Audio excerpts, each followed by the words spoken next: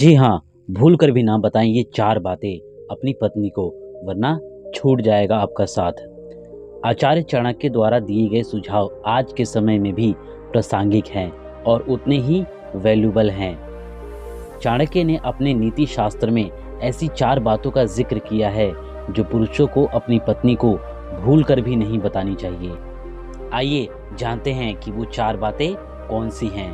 महान अर्थशास्त्री, समाजशास्त्री और कीर्ति और कूटनीतिज्ञ आचार्य चाणक्य बेहद ही बुद्धिमान थे। उन्होंने अपनी नीतियों के दम पर ही नंदवंश का नाश कर दिया था।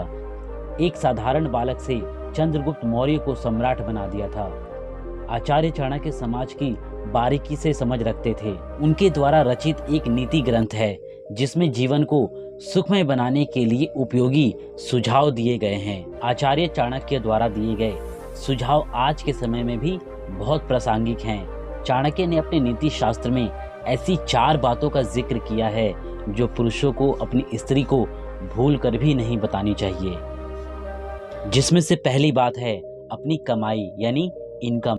आचार्य चाणक्य ने अपने नीति शास्त्र में इस बात का जिक्र किया है कि किसी भी पति को अपनी कमाई के बारे में पत्नी से नहीं बताना चाहिए।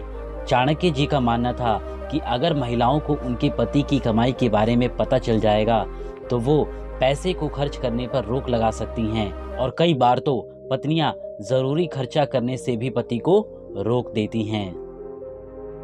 दूसरी बात, अपनी खुद की कमजोरी। चाणक्य जी का मानना है कि कभी भी पति को अपनी किसी भी कमजोरी के बारे में पत्नी को नहीं बताना चाहिए। उनका मानना था कि अगर पत्नी को पति की कमजोरी के बारे में पता चल जाएगा तो वो बार बार उसी का हवाला देकर अपनी जिद को पूरा करवाती रहेगी। और ऐसे में आचार्य चाणक्य का मानना है कि पति को अपनी कमजोरी सदैव छुपा कर रखनी चाहिए। तीसरी बात, अपमान।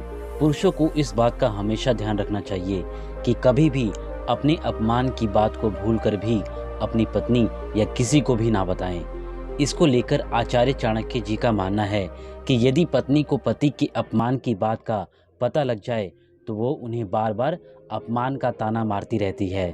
चौथी और सबसे इम्पोर्टेंट बात, दान।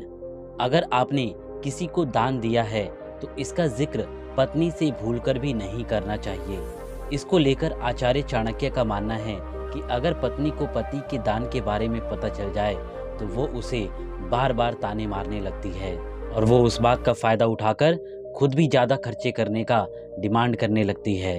तो दोस्तों, ये थे आचार्य चाणक्य द्वारा बताए गए कुछ अनमोल बातें जिनका एक सुखी जीवन के लिए हमें ध्यान रखना चाहिए हमेशा।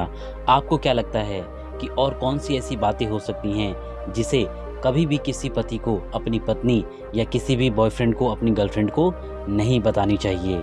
हमें कमेंट में ज़रूर बताएं। और अगर चैनल को हमारे अभी तक सब्सक्राइब नहीं किया है तो हमारे चैनल को अभी कभी सब्सक्राइब कर लें।